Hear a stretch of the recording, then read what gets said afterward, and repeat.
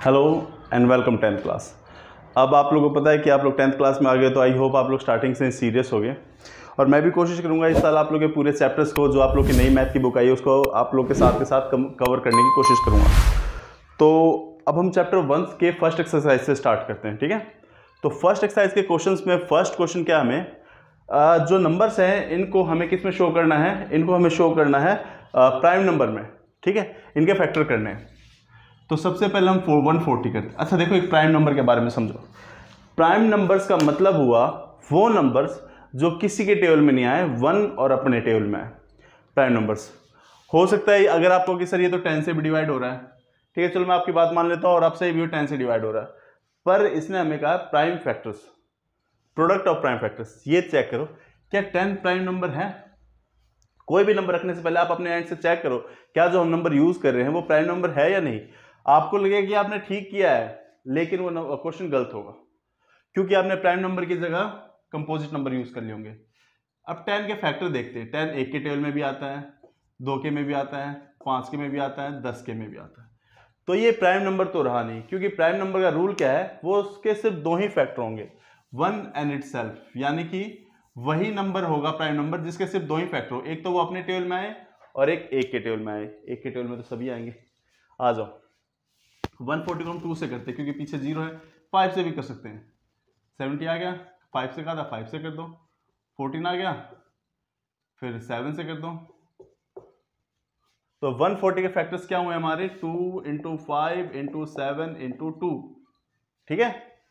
इसमें से कोई भी ऐसा नंबर नहीं है जो कंपोजिट नंबर हो, जो किसी और के टेबल में आता हो, ठीक है 10th क्लास। अब हम 3, 8, 2, 5 के फैक्टर करेंगे। इसके पीछे 5 है ना, तो ये 5 से हो जाएगा। करके देखते हैं। 5 से अंजा 35, 3 कैरी, 5 6 30, 5 5 25, ठीक। फिर से 5 से करके देख लेते हैं, ठीक। 14 17 15 3। अब पीछे 3 आ गया, तो इसे 3 से करके देख लेते हैं।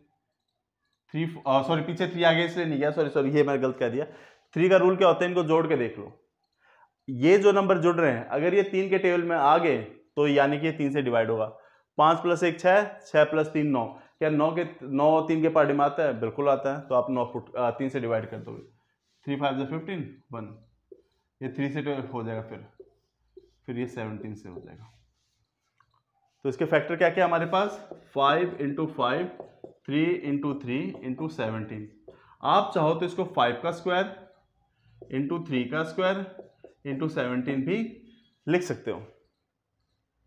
5 का स्क्वायर, 3 का स्क्वायर इंटू 17 भी लिख सकते हो।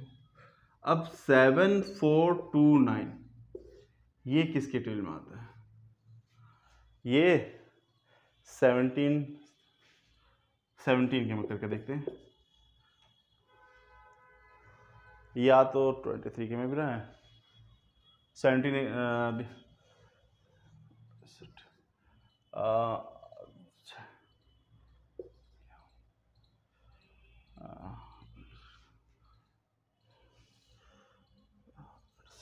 51 11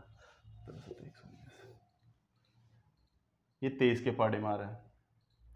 23 से कम 23 नहीं, ये 19 के टेबल में आ रहा है। तो 7 4 2 9 के फैक्टर क्या हुए, 17 इंटू 23 इंटू 19। तो आई होप 10th क्लास, बाकी 1-2 पार्ट मैंने आप लोग के लिए छोड़ दिया ताकि कुछ आप लोग भी क्वेश्चंस करो। देखो मैं हमेशा कहता हूँ मेरा काम है सिखाना, आप लोग को गाइड करना, कुछ क्वेश्चन आप लोग भी करो। सारे क्वेश्चंस मैं कर दूंगा तो क्या होगा कि आप लोग की प्रैक्टिस नहीं हो पाएगी। तो जो थोड़े टफ क्वेश्चन थे वो मैंने ले लिए, उठा लिए, पिक कर लिए और आपको समझा दिया। रूल क्या है, रूल यही है कि आपको सिर्फ और सिर्फ प्राइम नंबर का ही यूज करना है। अभी आप वीडियो को स्लो करके देखो, मैंने कोई भी ऐसा नंबर यूज नहीं किया जो कंपोजिट नंबर हो। कंपोजिट यानी 2 से ज्यादा फैक्टर हो, हर बार मैंने प्राइम नंबर यूज किया। तो आई होप 10th क्लास ये क्वेश्चन आप लोगों को समझ में आ गया होगा। अब हम क्वेश्चन सेकंड की तरफ से, okay 10th class, question number second देखते हैं।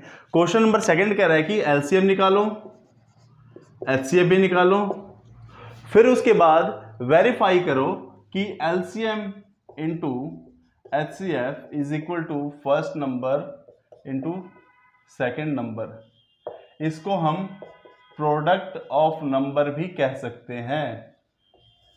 अगर first number into second number लिख रहे हो या प्रोडक्ट ऑफ टू नंबर लिख रहे हो, बात तो वही है, ठीक है। तो जरूरी नहीं है कि आपको यही कहे प्रोडक्ट ऑफ टू नंबर कहें, first number into second number वो भी वही होगा, ठीक। तो सबसे पहले हम इनका एलसीएम निकालते हैं। आई होप 10th क्लास में आप लोग आ चुके हैं तो एलसीएम निकालना आता होगा। लेट्स सी, पहले एक काम करो, इसका आसान तरीका फैक्टर्स कर लो। 26 के फैक्टर करो 2 से और 30 से, तो 26 के फैक्टर क्या हुए, 2 इंटू 13, और 91 के क्या होंगे, 13 7 से 91, 13 इंटू 7। अब देखो एलसीएम और एचसीएफ कैसे निकालते हैं। एचसीएफ का मतलब जो दोनों में कॉमन हो उनको मल्टीप्लाई कर दो, 13 है मल्टीप्लाई कर दिया, और कुछ कॉमन है इनमें नहीं है, ठीक है। और हमेशा याद रखना अगर कुछ भी कॉमन ना हो तो आप वहां पे 1 लिख देना। मान लो कोई एक ऐसा नंबर आ गया जिसमें कुछ भी कॉमन नहीं है, जैसे 20 और 21, इनमें कोई भी कुछ भी कॉमन नहीं आएगा तो इसका आंसर 1 आएगा, यानी 1 तो कॉमन होता ही है। 13 हो गया और कुछ कॉमन है नहीं। तो अब इसी से मैं एलसीएम निकालना भी बताता हूं। एलसीएम में क्या करो, जो कॉमन है उसको तो लिख ही लो, और बाकी जो बच गए, जैसे ऊपर 2 बच गया वो लिखो, नीचे से 13 हट गया तो क्या बच गया 7, वो लिखो। इनका प्रोडक्ट कर दो, 182 आ रहा है, 182 आ रहा है, ठीक। हमारे पास एलसीएम आ गया 182, एचसीएफ आ गया 13। अब हम इसको वेरीफाई करते हैं। वेरीफाई करते हैं क्या ये left hand side, sorry, verify में मैं क्या करता हूं, एक साइड ले लेता हूं एलसीएम, और sorry left hand side LHS RHS. LHS में लिख देता हूं प्रोडक्ट ऑफ नंबर, और यहां लिख देता हूं एलसीएम इंटू एचसीएफ। चेक करते हैं क्या सेम आ रहे हैं। प्रोडक्ट ऑफ नंबर 26 इंटू 91, क्या है,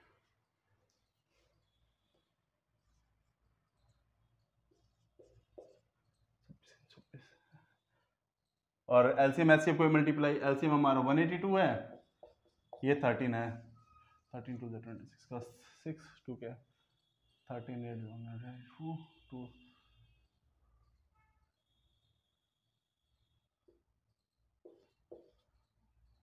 ठीक है। दोनों 2 3 6 6 आ रहे हैं ना, यानी कि हम कह सकते हैं एलएचएस बराबर आरएचएस, हमने वेरीफाई कर दिया, हैंस प्रूव्ड, यानी कि हमने वेरीफाई कर दिया कि product of two number always is equal to LCM into HCF. Second part लेते हैं हम। सेकंड पार्ट में 510 के फैक्टर करते हैं यार, 510 के फैक्टर, 5 से, 2 से, 3 से, 17, तो इसके फैक्टर क्या हो गया, 5 इंटू 2 इंटू 3 इंटू 17, गुड। 92 को देखें, 92 2 से, 46 2 से, 23 23 तो प्राइम नंबर है तो 23 से ही होगा। तो 92 के फैक्टर क्या हुए हमारे, 2 इंटू 2 इंटू 23। सबसे पहले बात होगी एचसीएफ की। एचसीएफ क्या आएगा इनका, 10th क्लास कॉमन क्या है, सिर्फ ये 2 है, लिख दिया। LCM, sorry,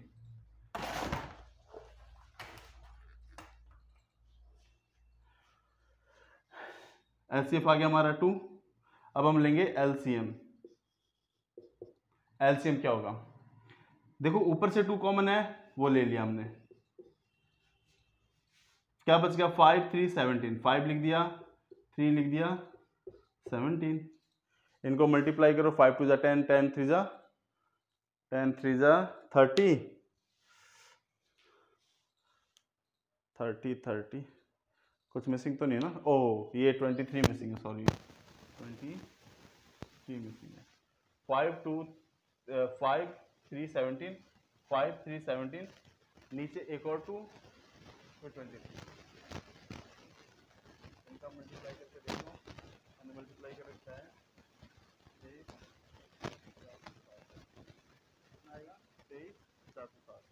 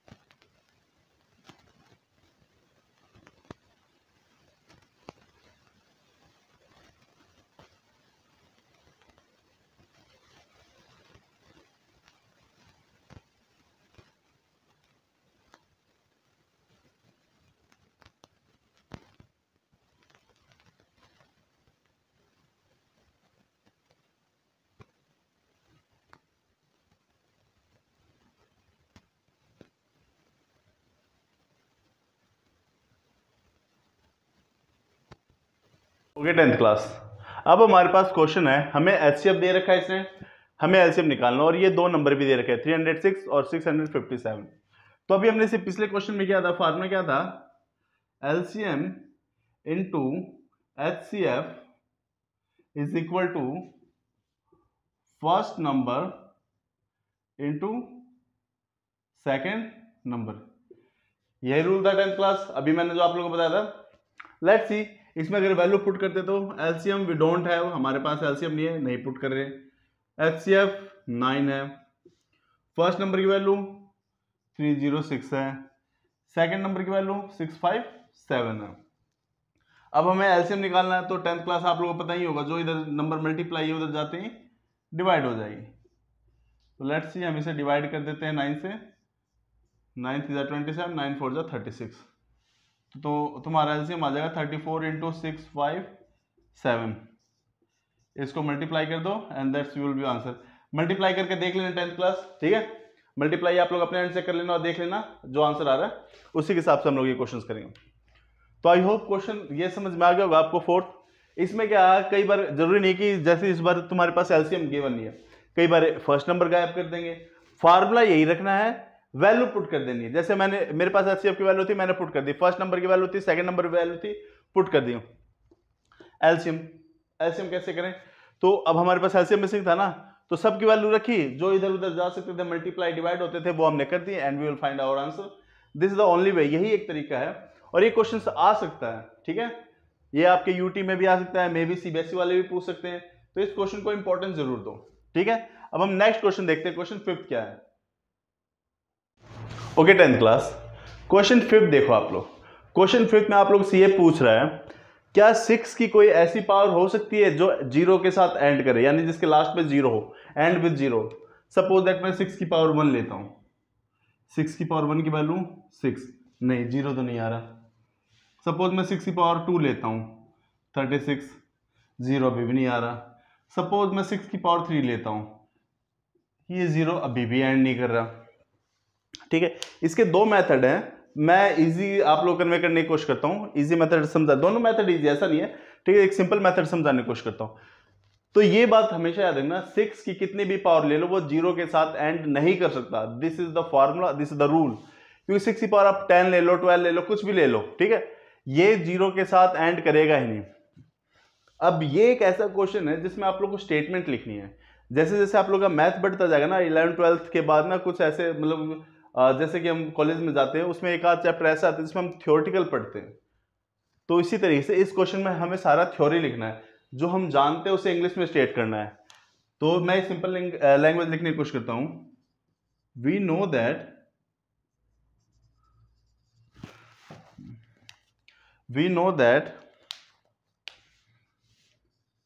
the number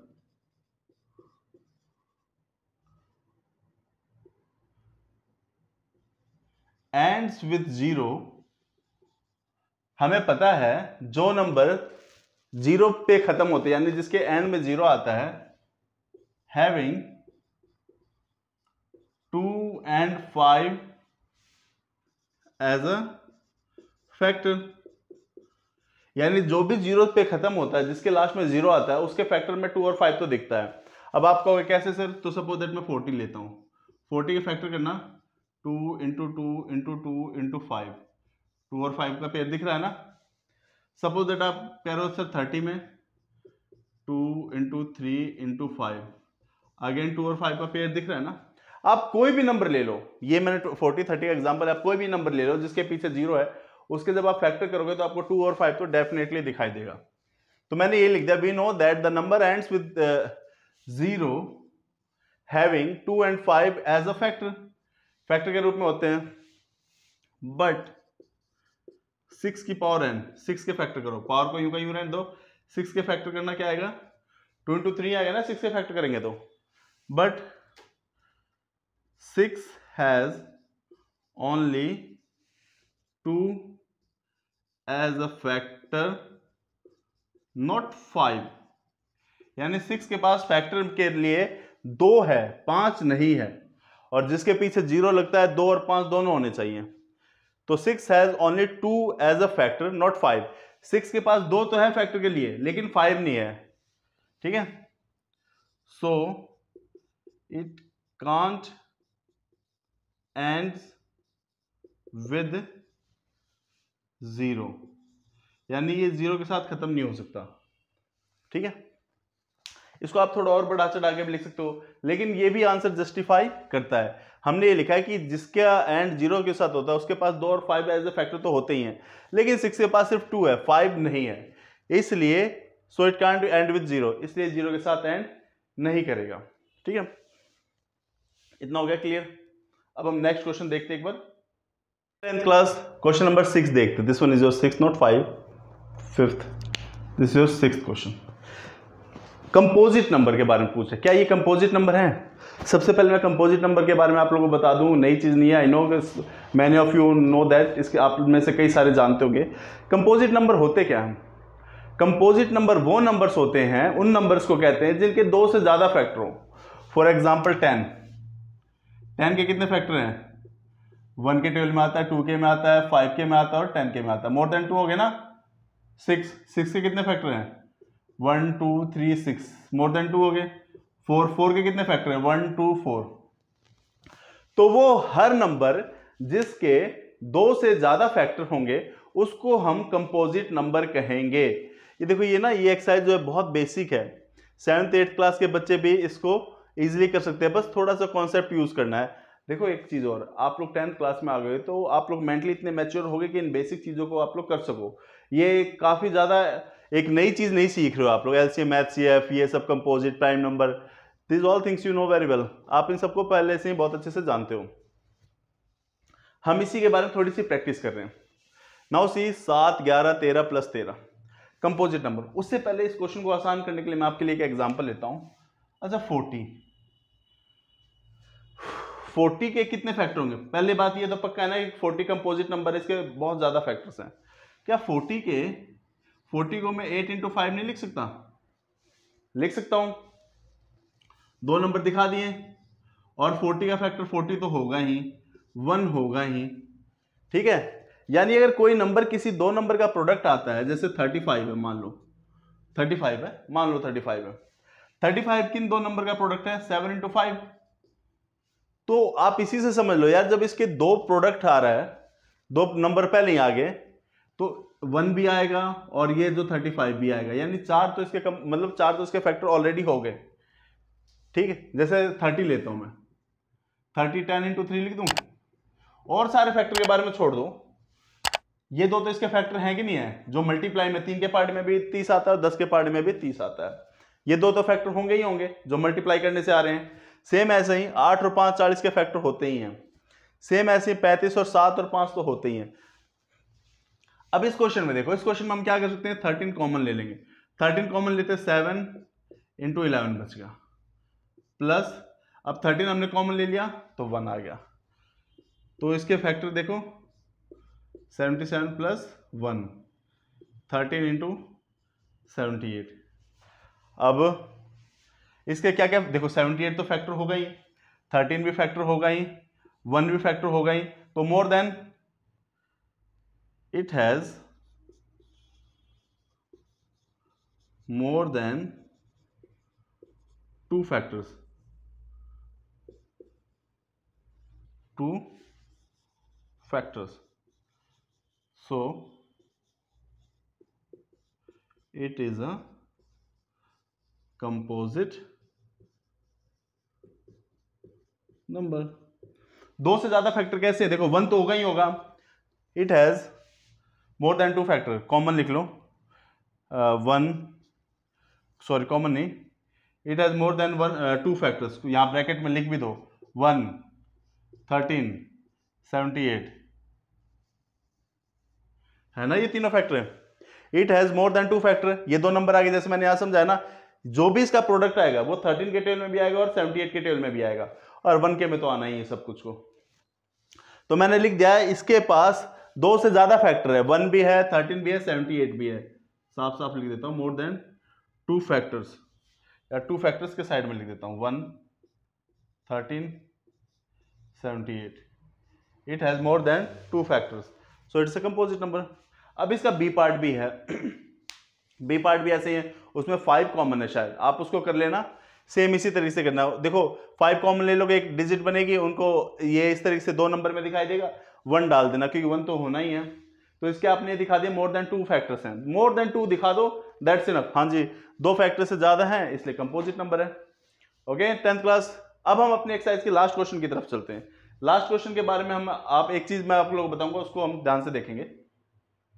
10th class last question में जो मैं अभी आपसे कह रहा था कि मैं कुछ बताऊंगा, उसके बारे में एक चीज समझो, हमेशा याद रखो। ऐसे ही एक और क्वेश्चन आता है, इसमें ना इस क्वेश्चन को अगर आप पढ़ोगे तो इसमें कहीं भी मेंशन नहीं है कि आपको एलसीएम निकालना है, एचसीएफ निकालना है, क्या करना है। बस इसमें ये कहा है कि सोनिया एक लड़की है जो 18 मिनट में एक कंप्लीट राउंड लेती है, रवि एक लड़का है जो 12 मिनट में कंप्लीट राउंड लेता है। अगर दोनों एक साथ भागते हैं तो कितनी देर में मिलेंगे। सेम ऐसा ही क्वेश्चन आता है कि 3 रेड लाइट है, एक 20 सेकंड में फ्लक्चुएट हो रही है, एक 25 सेकंड में और एक 30 सेकंड में हो रही है, कोई भी हो सकते हैं। तो वो तीनों एक साथ कब एक सेम उसमें आएंगी, रेड में आएंगी। ऐसे क्वेश्चन में आपको कुछ नहीं करना होता, सिर्फ एलसीएम निकालना होता है। याद रखना इस बात को कि भाई कोई दोनों अलग अलग टाइम पे भाग रहे हैं, दोनों एक टाइम पे कब मिलेंगे, इस तरीके से कोई भी क्वेश्चन आता है या रेड लाइट से रिलेटेड क्वेश्चन आता है तो आप उसमें हमेशा एलसीएम ही निकालोगे, कभी और कुछ नहीं करना। एलसीएम निकालना वी ऑल नो दैट, 2 से डिवाइड करेंगे, 6 से मत कर देना, 6 is not a prime number. Okay 2 से 9 6, 3 से 3 3 जा 9, 3 2 जा 6, फिर 2 से 3 एज इट इज 1, फिर 3 से 3 as it is 1। So factors क्या आ गया हमारे, सॉरी एलसीएम क्या आ गया हमारा, 2 into 3 into 2 into 3, 2 into 3 2 into 3 36, और यूनिट जरूर लिख देना मिनट, मिनट और मिनट, सेकंड और सेकंड, 36 मिनट्स। अब चेक कर लेना। और एक और हिंट देता हूं, कभी भी अगर क्वेश्चन में मैक्सिमम, लार्जेस्ट, मैक्सिमम,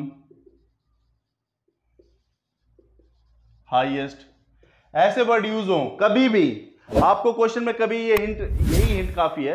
अगर आपको क्वेश्चन में ये दिख रहा है, आप चुपचाप से इसका एचसीएफ निकाल दो। क्या निकाल दो, एचसीएफ। आपका क्वेश्चन ठीक होगा, कोई नंबर नहीं काटेगा। क्वेश्चन में हो सकता है आपको समझना है कि यार क्वेश्चन में करना क्या है, तो आप कोशिश करो ये वर्ड ढूंढने के लिए, लार्जेस्ट, मैक्सिमम, हाईएस्ट, ग्रेटेस्ट, तो आप एचसीएफ निकाल दो। वही इसके अपोजिट आ जाए, स्मॉलेस्ट, लोवेस्ट, मिनिमम, ठीक है, आप एलसीएम निकालोगे। ये शॉर्टकट है। अगर क्वेश्चन में आपको इन तीनों में से, 3-4 में से हाईएस्ट, मैक्सिमम, ग्रेटेस्ट ऐसे वर्ड दिखाई दे रहे हैं तो एलसीएम निकाल दो, स्मॉलेस्ट, लोएस्ट, मिनिमम दिखाई दे रहे हैं तो एलसीएम निकाल दो। This is the simple way. ठीक है, ये एक आसान तरीका है जिससे हम इस को सॉल्व कर सकते हैं। तो आई होप 10th क्लास 1.1 में आप लोगों को समझा पाया होगा। इस बार बुक तुम्हारी काफी पतली हो गई है क्योंकि कई एक्सरसाइज के चैप्टर्स भी हटा दिए गए हैं। तो हम लोग जल्दी से जल्दी सिलेबस को कवर करेंगे और कोशिश करेंगे कि रिवीजन भी हम लोग इस साल अच्छे से करें। ठीक है 10th क्लास, आई होप कोई डाउट वाउट नहीं रह गया होगा। अगर फिर भी कुछ रहता है तो यू कैन कमेंट करना या फिर पूछ लेना कि सर ये प्रॉब्लम है या जो भी है, मैं उसे शॉर्ट आउट करने की कोशिश करूंगा।